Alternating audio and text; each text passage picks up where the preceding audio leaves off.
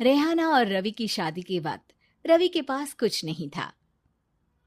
रेहाना, तुमने मुझसे शादी करके एहसान किया है। मुझसे ज्यादा तो तुम कमाती हो। अरे तो क्या हुआ, एक दिन आएगा रवि कि तुम खूब पैसा कमाओगे। मुझे तुम पर पूरा विश्वास है। रवि और रेहाना खुद को स्टैंड करने के लिए पूरी मेहनत करते। रेहाना, मैं नौकरी नहीं करना चाहता हूँ। तो कोई बात नहीं, मैं नौकरी करके घर चलाती हूँ, तुम बिजनेस सेट करने की कोशिश करो। एक दिन रेहाना, तुम जानती हो, मैंने जो विज्ञापन बनाने वाली कंपनी खोली थी ना, उसे बड़ी ब्रांड का ऑफर आया है। अब हम लोगों के दिन ब्यारे न्यारे हो गए हैं। मैं जानती थी रवि कि एक दिन तुम सेटल हो जाओगे। रवि का काम अच्छा चल जाता है। एक दिन वो रेहाना से कहता है, रेहाना, अब हम लोगों का बच्चा भी हो गया है। बहुत छोटा है वो। उसका ख्याल कैसे रखेंगे हम?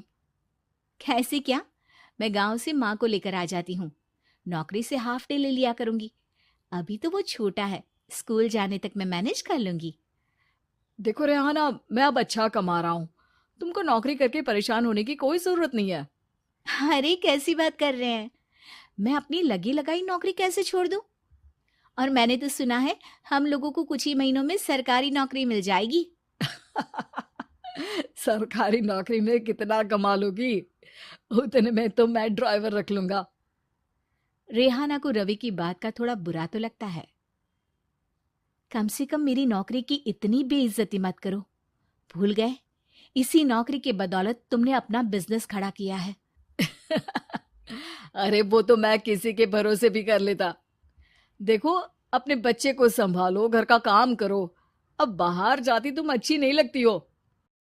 रेहाना रवि के कहने पर नौकरी तो छोड़ देती है, लेकिन अब बड़े से घर में उसकी कीमत किसी नौकर से कम नहीं होती। एक दिन रवि का दोस्त आता है। भाभी, हम लोग तो आपको तब से जानते हैं जब से आप लोग शादी होकर इस शहर में आए थे। आपकी बदौलत ही सारा बिजनेस खड़ा हुआ है। ये किस्मत तो आप ही की है भाभी। हाँ हाँ भाई, हमारी मेहनत तो कुछ है ही नहीं। अरे होगी, लेकिन भाभी की किस्मत के आगे कुछ नहीं। दोस्त वहां से चला जाता है, लेकिन रवि का गुस्सा सातवें आसमान में होता है। देखा कैसे बोल रहा था? अरे बिल्कुल अच्छा आदमी नहीं है ये। कैसी बात कर रहे हैं आप? प्रशांत भैया तो बहुत अच्छे इंसान है रवि।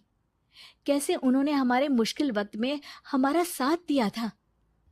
अरे था पैसा तो साथ दिया, नहीं तो कौन पूछता है?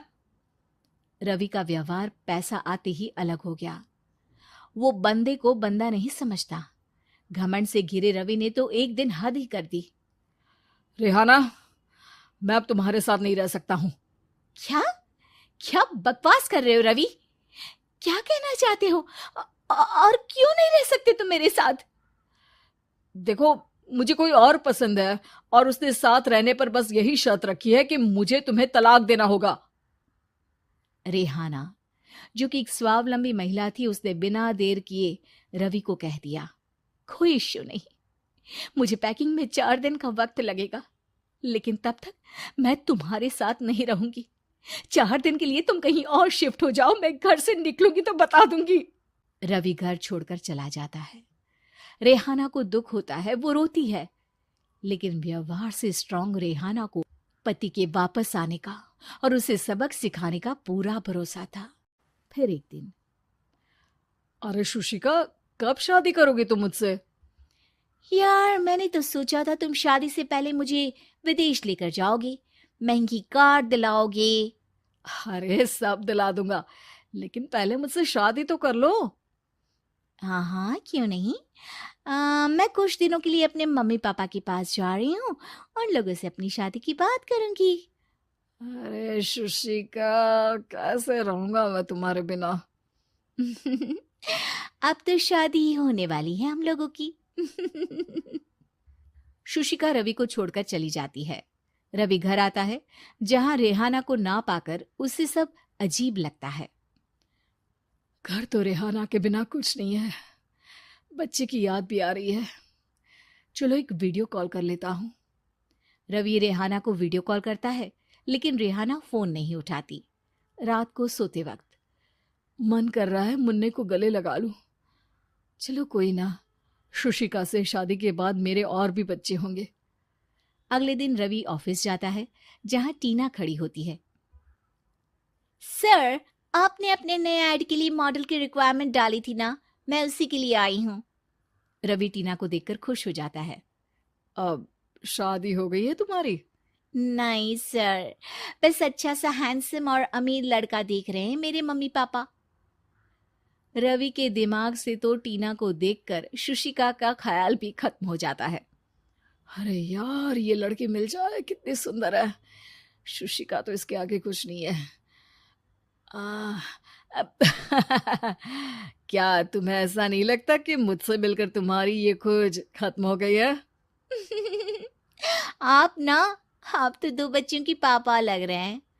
अरे नहीं नहीं, मेरी शादी तो हुई थी, लेकिन बीवी को किसी और से प्यार था, मुझे छोड़कर चली गई। खैर, टीना की दोस्ती रवि से हो जाती है, लेकिन 1 महीने बाद शुशिका रवि के पास वापस आती है। मेरे मम्मी पापा तुमसे मिलना चाहते हैं, लेकिन उन लोगों को ये मत बताना कि तुम पहले से शादीशुदा हो, और हाँ, शादी से पहले अपनी सारी प्रॉपर्टी तुमको मेरे नाम करनी होगी। अरे पागल, अब मैं तुमसे शादी ही नहीं करना चाहता। भला ऐसी लालची औरत से कौन शादी करेगा? तभी वहां टीना आ जाती है। रवि, ये पागल सी औरत कौन है? देखो, तुमने ही कह दिया ना पागल, तो पागल ही है। पता नहीं कौन है, कह रही है शादी कर लो, लेकिन शादी से पहले अपनी सारी प्रॉपर्टी मेरे नाम कर दो। बोल तो सही रही है। वैसे तुम जानती हो, मेरी एक सहेली है, उसके पति ने उसे पैसा आते ही छोड़ दिया, जबकि उसको खड़ा करने वाली ही मेरी सहेली थी। और मुझे भी भरोसा नहीं है। अगर मैं भी तुमसे शादी करूंगी तो तभी जब तुम मेरे नाम अपनी सारी प्रॉपर्टी कर दोगे। अरे हाँ हाँ, क्यों नहीं, बिल्कुल कर दूंगा। रवि और टीना की शादी की तारीख तय हो जाती है। वो अपनी सारी प्रॉपर्टी के कागज लेकर शादी वाली जगह पर पहुंचता है, लेकिन वहां टीना आती नहीं। रवि टीना को मैसेज करता है। कहाँ हो? सॉरी, मैं तुमसे शादी नहीं कर सकती, मुझे तुमसे भी ज्यादा पैसे वाला मिल गया। रवि को गुस्सा आ जाता है। वो गुस्से से सारा डेकोरेशन तोड़ रहा होता है कि वहां रेहाना आ जाती है। सर, क्या हो गया? क्या डेकोरेशन पसंद नहीं आई आपको? तुम यहाँ क्या कर रही हो? मैं यहाँ की डेकोरेटर हूँ। क्या आपको पसंद नहीं आई यहाँ की सजावट? रवि दौड़कर रेहाना के गले लग जाता है। मुझे माफ कर दो रेहाना। रवि रेहाना के गले लग जाता है और रेहाना टीना को थैंक्स का मैसेज करती है।